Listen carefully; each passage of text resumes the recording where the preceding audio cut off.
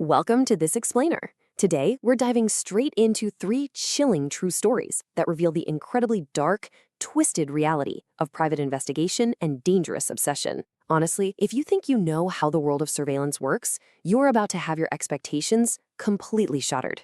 So, when you hire a private investigator, who is really watching whom? Let's dive into this question by unpacking a cautionary anthology that completely flips the script on trust, observation, and human behavior. We usually just assume the person holding the magnifying glass is the one in control. But in the PI world, those lines between the observer, the client, and the target, well, they can blur in absolutely terrifying ways. First off, we've got to strip away that romanticized Hollywood mist of the private investigator. Action, cool gadgets, trench coats, yeah, forget all that. The reality of a real-life PI is often gritty, unprofessional, and profoundly mundane. We're talking sweatpants, sitting in parked cars, and fighting sheer boredom.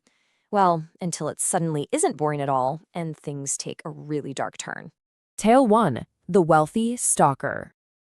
Our first vignette explores what happens when a seemingly helpful business investment morphs into a crippling, inescapable nightmare. This story centers on Sue, a confident bartender who dreamed of starting her own business. She ended up accepting funding from a guy named Steve. Now, Steve was a wealthier, older regular who drove a flashy red Corvette and absolutely insisted on funding her dream. But here's the catch. By taking his money, Sue crossed a massive boundary. She mixed business with a man she had briefly dated in the past. And man, things deteriorated rapidly from there. The timeline perfectly maps out this escalating horror. First, the daily harassment and stalking starts. Then it escalates to actual physical violence when Steve follows Sue on a date and straight up punches her companion. After that, Steve just completely vanishes. Poof, gone. For years, Sue rebuilds her life and moves into a new home. She thinks she's finally safe. But then, years later, comes a terrifying midnight knock at her door.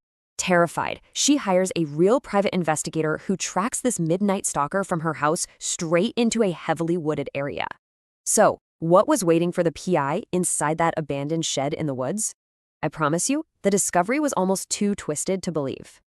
The sensory details here are just deeply disturbing. The PI opens this small shed and is instantly hit by a horrific smell of unbathed rot and empty beer cans. But in the corner, there's a wheelchair holding a beaten mannequin. It's wearing a blonde wig with a photo of Sue just resting in its lap. The police arrest the hooded figure, and it's Steve. He had completely lost his wealth, devolved into this delusional shell of a man, and was living in the woods, obsessing over a plastic stand-in for Sue. Moving on to Tale 2, the Craigslist Trap. This one serves as a terrifying masterclass in why you should never bow to toxic peer pressure or ignore blatant red flags. So the narrator of this story is convinced by friends that his fiancée is unfaithful. Step 1, peer pressure takes over. Step 2, he makes the terrible decision to hire a PI named Shane straight off Craigslist. Step 3, they have this wildly unprofessional park meeting where Shane shows up in sweatpants. And step 4, Shane demands he pay cash strictly off the books. It's just a cascading series of terrible decisions that build into a massive, dangerous mistake. Out of nowhere, at 1:16 in the morning, Shane summons him to an abandoned, pitch-black house. The narrator arrives, understandably freaked out, and asks Shane to come outside. Instead, he gets this chilling text message. "The door's unlocked, just open the door and come inside." This text absolutely should have sent him running for the hills. But he goes inside, right? He's standing in a pitch-black room, met with total silence, when his phone buzzes again. "I hear you upstairs. We're in the basement. Are you coming down, or are you just going to stand there all night?"